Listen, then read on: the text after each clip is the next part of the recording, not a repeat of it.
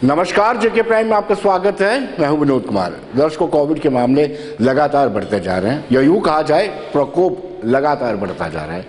जैसे जैसे मामले बढ़ते जा रहे हैं, प्रशासन की चिंताओं की लकीरें भी गहरी होती जा रही हैं। उसकी वजह यह है कि हमने वेव 2, वेव फर्स्ट को बड़ी करीब से देखा है, प्रशासन ने भी देखा है, और किस तरीके से बेकाबू हो जाता है इसका भी अंदाजा प्रशासन को है। शायद यही एक कारण है कि प्रशासन इस वक्त पूरी तरह से सतर्क है।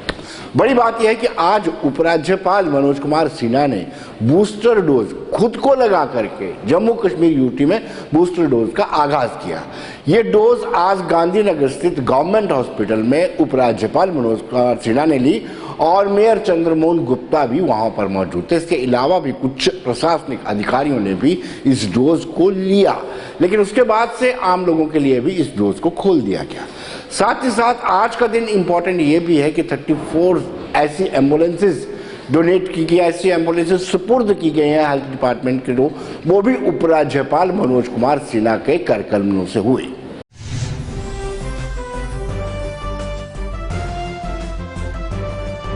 60 साल से ऊपर के जो बुजुर्ग हैं उनका वैक्सीनेशन, बूस्टर डोज का वैक्सीनेशन जो है वो यहाँ पर करीब 2.5 लाख से ज्यादा ऐसे। अब सरकार की प्रायोरिटी यही है।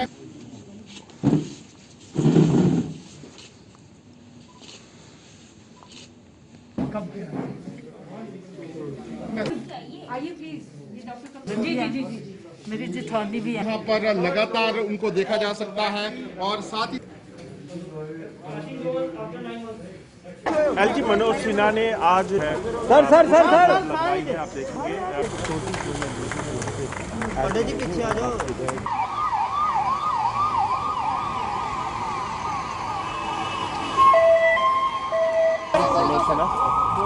वापस निकलते थे बूस्टर डोज लगवाने के बाद। मेयर हैं हमारे, अलग अलग चेयरमैन हैं डीडीसी के, उनको भी डिस्ट्रिक्ट वाइज लेके और हर चीज़ की, किसी चीज़ की कमी ना हो जम्मू कश्मीर के ऊपर डॉक्टर साहब खुद मॉनिटर कर रहे हैं। और मुझे आशा है कि हम सब लोग जिस तरह लगे हुए हैं, खासकर हमारे जो डॉक्टर्स लोग हैं, जो इनका पैरामेडिकल स्टाफ है, छोटे से छोटा स्टाफ लेके, उसमें चाहे प्रिंसिपल शशि सूदन है, चाहे हमारे डायरेक्टर हेल्थ हैं, चाहे यहाँ का प्रशासन है गांधीनगर का, बड़ी मेहनत और लगन के साथ, ताकि हमारे लोगों को बचाया जा सके। ये जो आज बूस्टर डोज की शुरुआत हुई है, मैं सबको यही अपील करूँगा कि आप ये तीसरी डोज लें, ताकि हम इस जो ओमिक्रॉन का बड़ा एक खतरा आ रहा है उससे बच सकें। I am so happy that I got it first because my children they are asking to get me this because I have to go to US.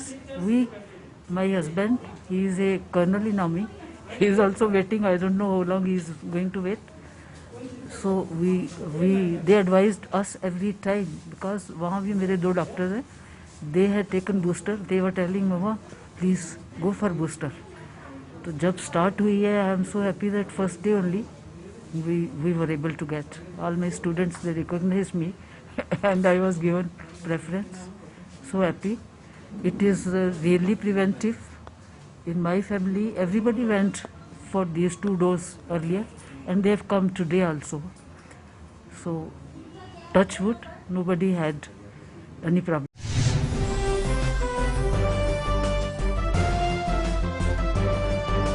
Jammu में भी इसका आगाज किया गया। हालांकि शुरुआत, जैसे मैंने पहले बताया कि गांधीनगर हॉस्पिटल, गवर्नमेंट हॉस्पिटल, वहां से मनोज कुमार सिन्हा जो उपराज्यपाल है उन्होंने आगाज किया, लेकिन श्रीनगर में भी इसका शुरू किया गया और इवन सुरनकोट में भी बूस्टर डोज दिए गए।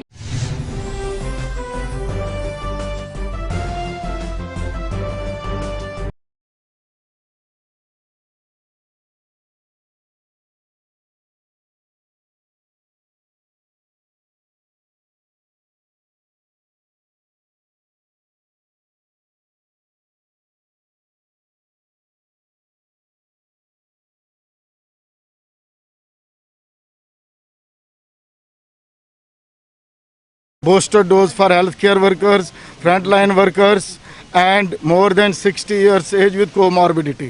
आज यहाँ आपने देखा लोग खुद आए हैं और बिल्कुल मेंटली रेडी आए हैं। पहले आपको पता था कि कितनी डिफ़िकल्टीज़ हुई, लोग बड़े रिलेक्टेंट थे, लेकिन आप लोगों ने जो हमारा साथ दिया, लोगों में वो गलतफहमियाँ दूर हो गई है, वो रिमोर्स का टाइम नहीं है अब।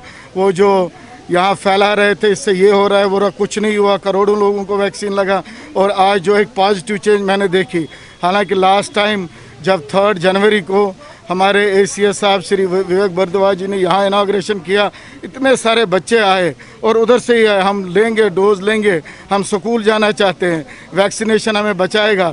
इसके लिए मैं मीडिया का भी बहुत ही शुक्रगुजार हूँ कि आपने लोगों में जो गलतफहमियाँ पैदा हुई थी वो ख़त्म कर दी और आज लोग उधर से ही आ रहे हैं। And we are ready with everything. हर एक डिस्ट्रिक्ट लेवल पे, ब्लॉक लेवल पे और यहाँ सेंट्रल लेवल पे हमने वैक्सीन मुहैया रखी है। गवर्नमेंट ने, लोग आए, वैक्सीन करें, स्पेशली फ्रंट लाइन वर्कर जो है, यहाँ हेल्थ केयर वर्कर्स है, उनको मेरी ये रिक्वेस्ट रहेगा कि वो आए, वैक्सीन करें, खुद को बचाए और उनको बचाए।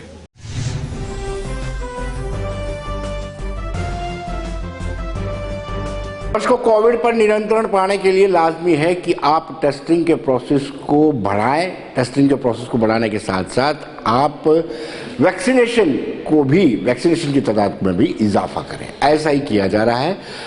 डिप्टी कमिश्नर ऑफिस कठुआ में भी सैंपलिंग की गई, वहां पर 8 लोग पॉजिटिव पाए गए हैं।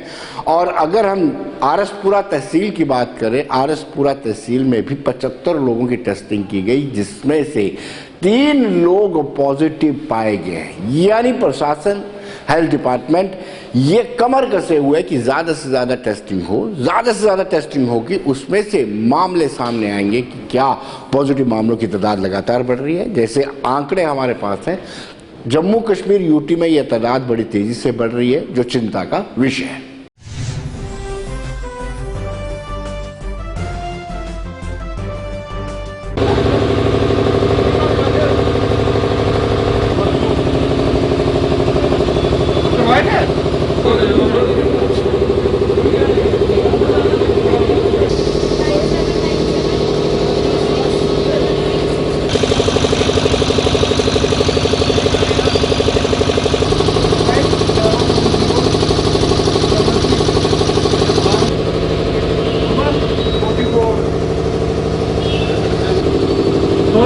प्लीज साथ में जोड़ो, साथ में जोड़ो।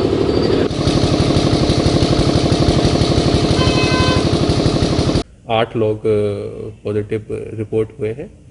सो मैं जो हमारे अभी एंट्री को थोड़ा सा रिस्ट्रिक्ट किया गया है और आने वाले दिनों में भी जितने भी लोग हैं उनसे भी ये मेरी रिक्वेस्ट रहेगी कि वो जहाँ तक अगर अवॉइड हो सके तो DC ऑफिस कठुआ में जो अवॉइडेबल वर्क्स हैं उसके लिए यहाँ पर आना अवॉइड करें। और अगर कोई आपको इशू हो तो आप उसको हमारे DC ऑफिस के फ़ोन नंबर पर या फिर हमारे जो हेल्पलाइन नंबर हम आज शाम तक जारी भी करेंगे, कोई अगर अर्जेंट वर्क है तो आप वहाँ पर भी बता सकते हैं, सो दैट आपकी जो समस्या है उसका समाधान किया जा सके। तो एंट्री के लिए कुछ ऐसा भी है कि अगर उनके पास कोविड नेगेटिव रिपोर्ट है तो वो लोग एंट्री ले सकते हैं कुछ ऐसा? हाँ जी, पब्लिक के जो हॉटस्पॉट्स हैं, पब्लिक के जैसे बैंक होते हैं, हॉस्पिटल हैं, जैसे रेवेन्यू कॉम्प्लेक्स है हमारा, जहाँ रजिस्ट्री होती है, लोग भी आते हैं, ट्रेनरी भी अंदर है। जो भी आदमी इंटर होगा, जहाँ इंटर होगा, इंटर होने के लिए उसका टेस्ट जो है वो होना जरूरी है, कोरोना का टेस्ट। अगर वो नेगेटिव है तो वो अंदर आएगा, अगर पॉजिटिव है तो वो इमीडिएटली उसके मुताबिक उसको होम आइसोलेशन होना और वो बाहर चला जाएगा। ऐसे ही बैंक में हमने लगाए हैं, हॉस्पिटल में, जहाँ जहाँ भी पब्लिक हमें लगता है जहाँ पब्लिक हॉटस्पॉट है वहाँ टेस्ट। तो उस हिसाब से लोगों में काफ़ी जागृति आई है और आ रहे हैं, हमें खुशी है कि आ रहे हैं। तो हम सुबह से बैठे हुए हैं, तो आप देख लीजिए काफ़ी लोग काफ़ी तादाद में आए हैं। तो मैं सभी को बोलूँगा कि जितने भी ये सुन रहे हैं प्रोग्राम, ये देख रहे हैं, तो वो हमारे पास आए, टेस्ट करवाएं, तो उनका वेलकम है यहाँ पे।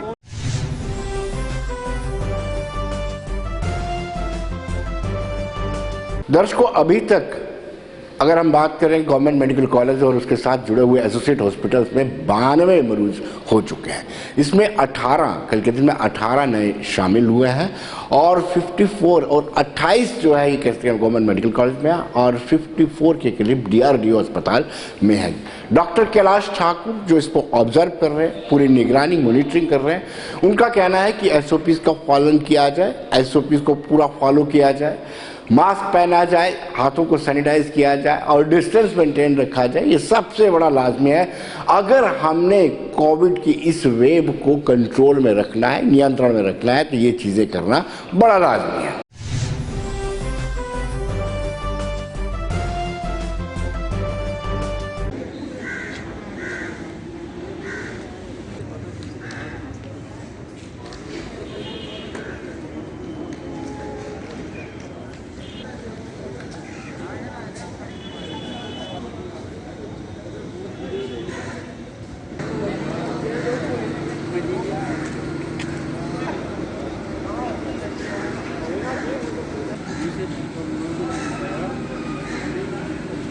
अभी कुल मिला के हमारे पास 92 पेशेंट्स जो हैं वो एडमिटेड हैं, जिनमें से 24 पेशेंट्स जो हैं मेडिकल कॉलेज बख्शीनगर वाले हॉस्पिटल में एडमिट हैं, 14 पेशेंट्स जो हैं MCH हॉस्पिटल गांधीनगर में एडमिट हैं और 54 पेशेंट्स जो हैं वो हमारे DRDO हॉस्पिटल भगवती नगर में जो हैं अभी ज़ेरे इलाज हैं। जैसे पहले भी बार बार ये रिक्वेस्ट की जाती है कि अभी जो केसेस हैं पिछले कुछ दिनों से कोविड-19 के जो हैं काफ़ी बढ़ना स्टार्ट हुए हैं, तो आप सबसे हम यही रिक्वेस्ट करते हैं कि मेहरबानी करके हमारा जो पिछला एक्सपीरियंस है उसमें से हमने ये देखा है कि जो मास्क पहनना है वो बहुत इफ़ेक्टिव टूल है इस कोविड-19 की पेंडेमिक से अपने आप को बचाने के लिए। तो इसलिए मेहरबानी करके अपना वैक्सीनेशन जो है शेड्यूल वो उसको कंप्लीट करिए। किसी भी अफवाह का शिकार होने की ज़रूरत नहीं है। वैक्सीनेशन बिल्कुल एक सेफ वैक्सीनेशन है, इससे कोई इतने एडवर्स इवेंट्स या साइड इफ़ेक्ट्स जो हैं देखने को अभी नहीं मिले हैं। सो इसलिए मास्क पहनिए, वैक्सीनेशन शेड्यूल अपना कंप्लीट करिए। और तीसरी बात है कि अगर किसी को सिम्टम्स होते हैं, हमारे पास टेस्टिंग की बहुत अच्छी उम्दा फैसिलिटी है, सो मेहरबानी करके आप अपना टेस्ट करवाइए और अगर पॉजिटिव होते हैं तो गाइडलाइंस के मुताबिक जो है अपना ट्रीटमेंट एक क्वालिफाइड डॉक्टर से कराइए। सेल्फ मेडिकेशन करने से ये प्रॉब्लम हो जाती है कि हमारे पास पेशेंट्स जो हैं फिर काफ़ी लेट स्टेज में आते हैं, तो उस पे जो है डॉक्टर्स की तमाम कोशिशों के बावजूद भी रिजल्ट्स वैसे नहीं होते हैं जैसे हमें उम्मीद होती है। तो मेहरबानी करके एक वर्ल्ड वाइड एक पेंडेमिक है, एक बायोलॉजिकल वॉर है जिसके साथ हम लड़ रहे हैं। सो हम सब मिलके अगर इसको हराने में एकजुट हो जाए तो हमें पूरी उम्मीद है कि आगे जाके जो है हम इसके ऊपर जीत ज़रूर हासिल कर सकते हैं।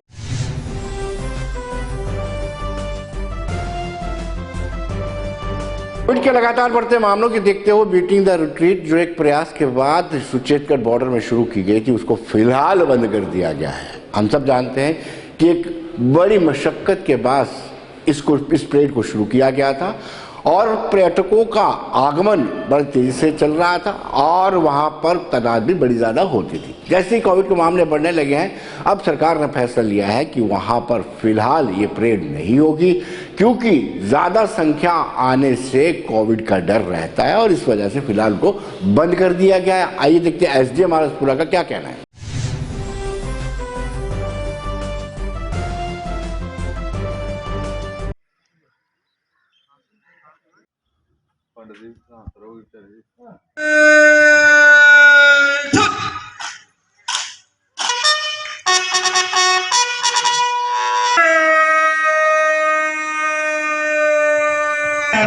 झंडा ऊंचा। सभी से निवेदन है कि आप आज की परेड का इनके हौसले को सलाम करें। इतना जुनून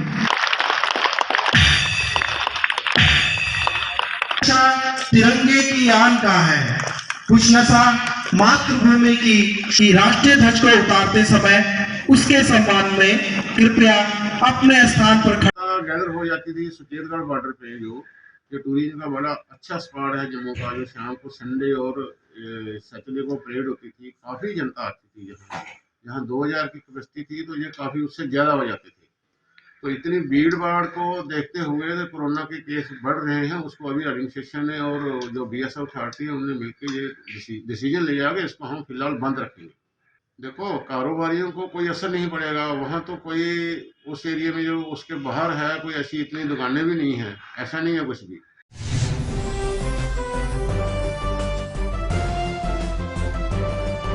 दर्शकों, स्थानीय लोगों का मानना है कि इससे कोविड के कारण कारोबार पर इसका असर ज़रूर पड़ेगा, लेकिन ज़रूरी है, लोगों की ज़िंदगी इम्पोर्टेंट है, मजबूरी है, इसलिए इस पर अंकुश लगाना, प्रतिबंध लगाना या कुछ देर के लिए बंद करना लाजमी है। हालांकि लोग मानते हैं इससे नुकसान ज़रूर होगा, लेकिन इंसान की ज़िंदगी से सबसे और कोई इम्पोर्टेंट चीज़ नहीं है।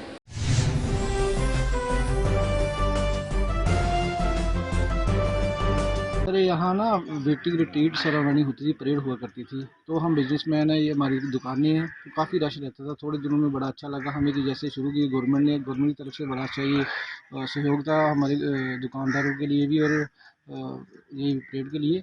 लेकिन अब कोरोना के चलते ये बंद हो गया है, तो उससे आज देखो बिल्कुल भी सारी खाली, कोई गाड़ी नहीं है, तो दुकानें भी हमने सामान भर के रखा है और फिर दोबारा वही हमारे हालात होंगे जैसे पिछली बार कोविड में हुए थे। ऐसे सैटरडे और संडे को परेड हुआ करती थी, इस बार इस हफ्ते ये बंद है। जैसे हर वीकेंड में परेड होती थी, लेकिन इस बार क्या हुआ कि वीकेंड में इन्होंने बोल दिया कि किसी सा देश है कि कोरोना है, किसी को अंदर ज़्यादा गैदरिंग होनी चाहिए, डिस्टेंस का पालन करना चाहिए, उसी हिसाब से परेड बंद। यहाँ पर हमारे स्टेटकार बॉर्डर के ऊपर जो परेड हमारी शनिवार और एतवार को होती थी, यहाँ हमारे लोगों को जब ये काम शुरू हुआ था परेड का तो बहुत जगह खुशी हुई थी, पूरी बॉर्डर को, पूरे आरसपुरा को। और अभी यहाँ पर परेड जो है इन्होंने बंद कर दिया है, इसको दोबारा जो है वो चालू करना चाहिए। कोरोना की जो हालत है उसको देखते हुए जो लोग जो है वो मास्क डाल करके जाएंगे, उसके ऊपर इनका पालन जो है वो पूरा करेंगे। इसी वजह से हमारा इस बॉर्डर के ऊपर जो रोजगार चला था, इसको बंद करने का कोई मतलब नहीं है। इसको दोबारा शुरू किया जाए और लोग जो हमारे दोबारा खुशी में आए। जय हिंद, जय भारत।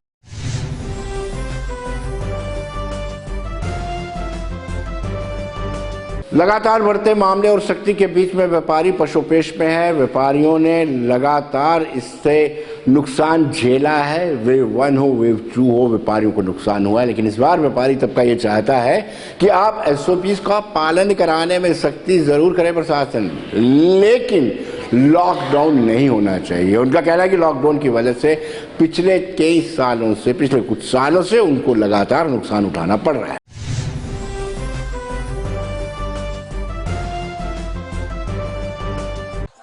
अच्छा सवाल आपने पूछा है।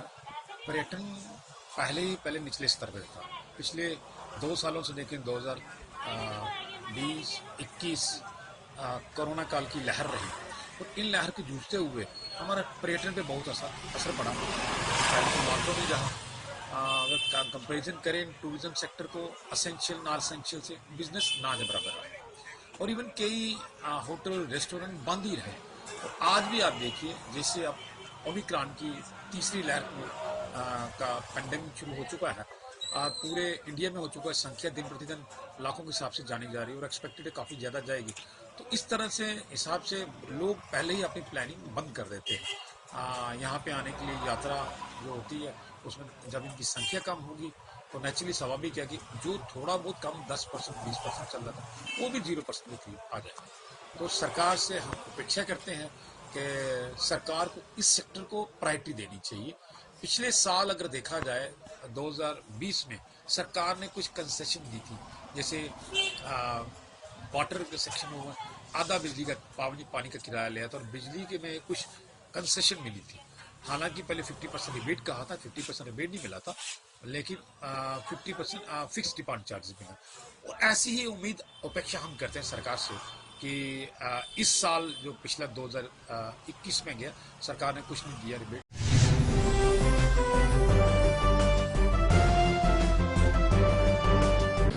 दर्शकों, लगातार बढ़ते मामलों के चलते जो पर्यटक जम्मू कश्मीर में आ रहे थे, खासतौर पर जम्मू की बात करते हैं, उनकी तादाद में भी कमी आई है। क्योंकि जम्मू की अगर बात करें तो करीब 1 करोड़ माता वैष्णो देवी के श्रद्धालु आते हैं, जो जम्मू में भी थोड़ी देर के लिए विजिट करते हैं, जिससे जम्मू का कारोबार भी चलता है। लेकिन कोविड के चलते वो जो पर्यटक आते थे, जो श्रद्धालु आते थे, उनकी तादाद भी कम हो गई है। तो बाजार या यूँ कहें कि दुकानदार हो, व्यापारी तबका, उनका ये कहना है कि प्रशासन को चाहिए कि वो सख्ती से SOPs लागू करवाए, लेकिन लॉकडाउन नहीं लगना चाहिए।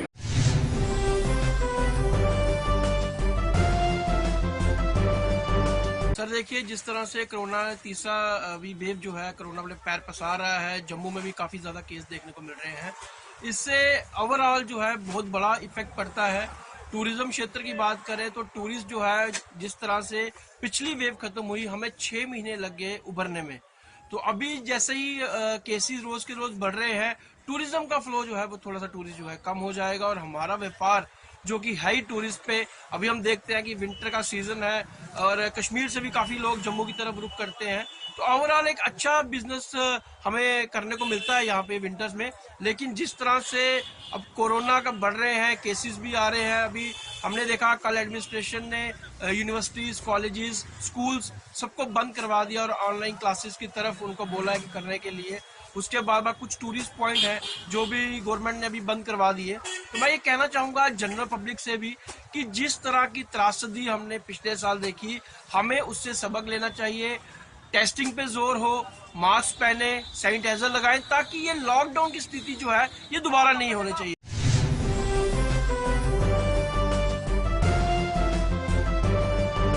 को व्यापारी राहत की भी डिमांड कर रहे हैं। व्यापारी चाहते हैं कि जिससे वेव 1 वेव 2 में राहत दी गई थी, वैसे ही अब जब लगातार मामले बढ़ रहे हैं, अब भी उनको राहत की जरूरत है।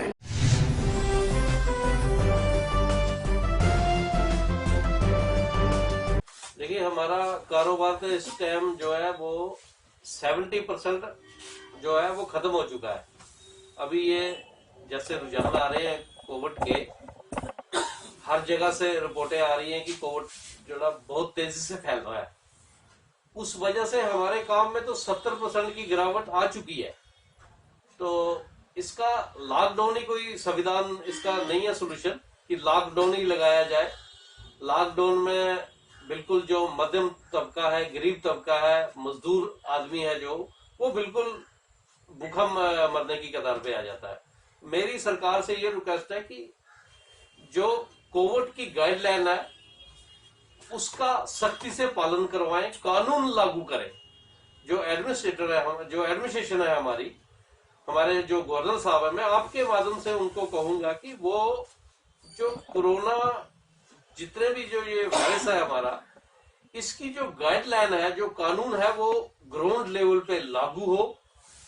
लॉकडाउन तो मैं यही रिक्वेस्ट करूंगा कि लॉकडाउन ना लगे, जिससे मजदूर आदमी, जो छोटे तबके का जो पब्लिक है, वो बिल्कुल भुखमरी की कतार पे आ जाए।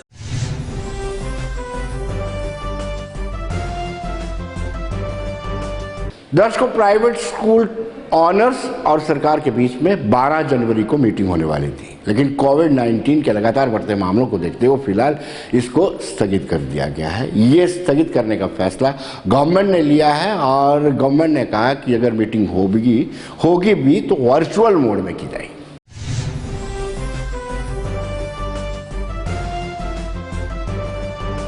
ऐसा है कि कोविड के चलते सरकार ने नए कानून जो निकाले हुए थे फीस कलेक्शन को लेकर के, तो 24 तारीख को हमारा एक प्रोटेस्ट हुआ था।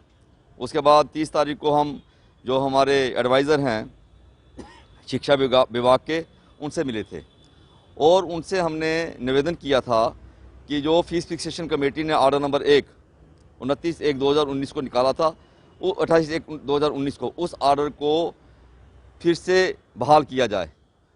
और उनको हमने उस ऑर्डर के जो गुण थे वो भी बताए थे कि स्कूलों को 3 कैटेगरीज़ में डिवाइड किया हुआ है। जो छोटे स्कूल हैं वो जिनकी फ़ीस जो है 1000 से कम और 6000 से कम वो एनुअल चार्जेस लेते हैं, वो ऑटोमेटिकली 6% अपनी फ़ीस की वृद्धि कर सकते हैं। उन्होंने हमसे पूछा कि ऐसा किसी और स्टेट में है, तो हमने उनको अलग अलग राज्यों के जो ऑर्डर थे उनके बारे में सूचित किया कि ये जो हमारे स्टेट्स हैं, ड्यूटीज़ हैं, जहाँ पे ऑटोमेटिक जो है विद्यालय जो हैं, जो परसेंटेज उन ड्यूटी और स्टेट्स ने तय की हैं उसके अनुकूल वृद्धि कर सकते। इसके ऐसे है कि ये बड़ी एक हैरानगी की बात है कि जो ट्रांसपोर्ट सेक्टर है वो अभी सारा ट्रांसपोर्ट सेक्टर चल रहा है। स्कूल बंद होने के कारण हमारा जो स्कूलों का ट्रांसपोर्ट सेक्टर था वो टोटल बंद है। गाड़ियां लाख हैं पिछले 2 साल से, यानी कि इस वक्त 22 महीने होने जा रहे हैं। गाड़ियां टोटल लाख हैं, जहां खड़ी हैं वहां पर ही पड़ी हैं और खड़ी ही पड़ गई हैं। और गवर्नमेंट जो है उनको उनके ऊपर टैक्सेशन, टोकन टैक्स रिन्यू करने की और उनकी लाइफ भी चला रही है। तो हमारी गवर्नमेंट के आगे ये एक आपके माध्यम के द्वारा एक विनम्र प्रार्थना है कि हमारी गाड़ियां जब खड़ी हैं पिछले 2 साल से, तो टैक्स तो बनता नहीं है। कौन सी कमेटी? फी फिक्सेशन कमेटी। ऐसे है कि फी फिक्सेशन कमेटी बेसिकली बनाई थी कि स्कूलों की फीस को चेक करना, उसकी रेगुलेट करना, लेकिन फीस फिक्सेशन कमेटी जो है बजाय फीस को रेगुलेट करने के वो स्कूलों के ओवरऑल ही हिसाब किताब देखने लग गई है कि स्कूल क्या कर रहा है, क्या नहीं कर रहा है, स्कूल का कितना वो जो है वो उसको फीस को रेगुलेट करना चाहिए, जबकि वो कुछ दूसरे ही काम कर रही है।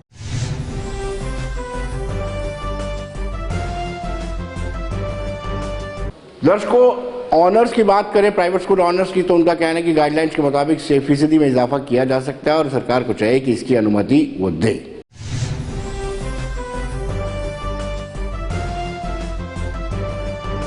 देखिए, जहाँ तक प्राइवेट स्कूल की प्रॉब्लम्स की बात है, 24 तारीख हमने जो यहाँ पे प्रोटेस्ट किया, जिस प्रोटेस्ट में जम्मू प्रोविंस के हर डिस्ट्रिक्ट के लोग शामिल हुए, अगस्त से सभी स्टेट्स में स्कूल खुल गए और जहाँ पे बड़ा हाई रेट था, जैसे केरला और महाराष्ट्र में भी, वहाँ भी स्कूल खुल गए। लेकिन हमारी स्टेट में, हमारी स्टेट की गवर्नमेंट ने कोविड को कंट्रोल करने के लिए कामयाबी हासिल की।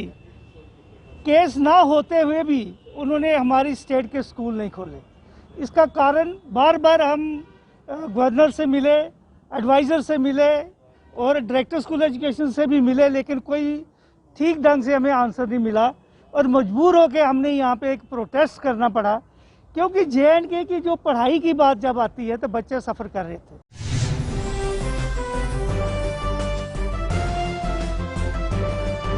उसको हम सब जानते हैं कि सारी चीज़ें ऑनलाइन हो रही हैं। ऑनलाइन के बीच में एक प्राइवेट स्कूल ऑनर्स जो होते हैं, उन्होंने अपने स्कूल के लिए बसेस, ट्रांसपोर्ट भी खरीदी रहती है, लेकिन ट्रांसपोर्ट की फीस नहीं आ रही है, लेकिन उनको इंस्टॉलमेंट देनी पड़ रही है। इस बात को लेकर के भी वो नाराज़ है और उनका कहना है कि अगर ऐसा कुछ नहीं हुआ, इजाफा नहीं होता है, तो वो अपनी जो ट्रांसपोर्ट्स हैं डिप्टी कमिश्नर कार्यालय में छोड़ दें।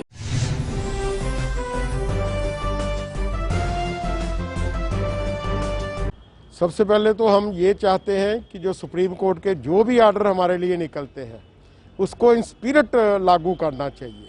वो टेबल टू टेबल वो जो रूल्स है, रेगुलेशन है, वो चेंज नहीं होनी चाहिए। अभी जो फी फिक्सेशन कमेटी बनाई हुई है, ये इसकी इंटरफेरेंस इंस्टीट्यूशन के अंदर इतनी ज़्यादा हो रही है, जबकि इन्होंने सिर्फ फीस को देखना होता है। इन्होंने फीस को तो नहीं देखा, इन्होंने बाकी बहुत सी चीज़ें इंस्टीट्यूशन की क्या फैसिलिटीज़ वो दे रहे हैं, क्या नहीं दे रहे, उसको नहीं ऑब्जर्व कर रहे हैं। सिर्फ फीस को देखते हैं, इसको प्रॉफिट क्या है, इसको लॉस क्या है। जिसको लॉस है उसमें कोई कंपनसेशन नहीं हो रही, जिसको प्रॉफिट है उसकी एक्सप्लेनेशन नहीं कर रही है।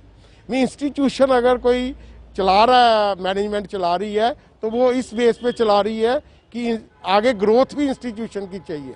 जब तक इंस्टीट्यूशन की ग्रोथ नहीं होगी तब तक इंस्टीट्यूशन आगे अपने कंपटीशन में नहीं चल सकता। ये कहती है नहीं भाई, इंस्टीट्यूशन को अगर 1 रुपया बच रहा है वो भी पेरेंट्स और बच्चों को बेनिफिट दिया जाए, वो बेनिफिट बच्चों को ही मिलता है। अगर इंस्टीट्यूशन की ग्रोथ होती है वो आ जाकर बेनिफिट बच्चों को मिलना है। तो ये हमारी अपील रही है हमेशा कि एटलीस्ट 8 to 10% हमें हर साल जो हमारी एक फीस फिक्स होती है उसके बाद उसको इंक्रीज किया जाए। उसके लिए हमें परमिशन लेने के लिए डोर टू डोर नहीं घूमना पड़े।